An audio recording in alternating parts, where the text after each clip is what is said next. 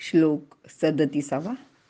हतो वा प्राप्स्यसि स्वर्गै जित्वा वा भोक्ष्यसे महिं तस्मादुत्तिष्ठ कौन्तेय युद्धाय कृतनिश्चयः. अर्थ, मृत्यू आला तर स्वर्गात जाशील आणि जर विजय मिळाला तर पृथ्वीचे राज्य भोगशील. म्हणून हे अर्जुना, युद्धाचा तू निश्चय करून उठ. युद्ध करताना रणांगणावर शत्रूशी मुकाबला करताना जर मृत्यू आला तर तू मृत्यूनंतर निश्चितपणे स्वर्गातच जाशील. आणि तुम्ही शत्रूचा पराभव केला तर विजयश्री तुम्हाला माळ घालील. त्यानंतर या पृथ्वीवर तुम्ही राज्य कराल. म्हणजेच कसाही विचार केलात तरी तुझा फायदाच होणार आहे.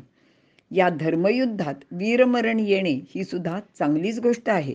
कारण तू अन्यायाविरुद्ध लोककल्याणासाठी, धर्माचे व समाजाचे रक्षण करण्यासाठी दुष्ट प्रवृत्तीच्या, अनितीने, खोटेपणाने राज्य करून लोकांना त्रास देणाऱ्या, धर्माविरुद्ध वर्तन करणाऱ्या कौरवांशी युद्ध करीत आहेस.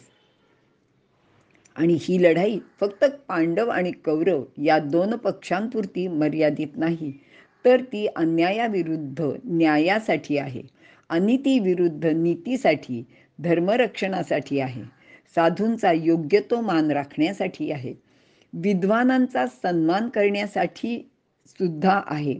म्हणून हे युद्ध अर्जुनाने केलेच पाहिजे. खऱ्या क्षत्रियाचा तो धर्मच आहे. तो आचरल्याने इह परलोकात अर्जुनाचे हितच होणार आहे. त्याचे कीर्तीत लौकिकात भरच पडणार आहे. अशा सर्व गोष्टींचा विचार करून अर्जुनाने मनातील भीती, करुणा, दया, मोह यांचा त्याग करून युद्धाचा म्हणजे युद्ध करण्याचा अगदी दृढ निश्चयच केला पाहिजे. माऊली पुढील ओवीत याचं वर्णन करतात. धनुष्य घेऊन उठी झुंजे वेगी आणि तुझं क्षात्रवृत्ती झुंजता पाप नाही. आणि हे पण लक्षात ठेव, तेव्हा पापाची भीती न बाळगता वीरवृत्ती अंगी धारण करून युद्धाला सामोरा जा, असा आदेशच भगवंत आता त्याला देत आहेत. इथे थांबूया. धन्यवाद.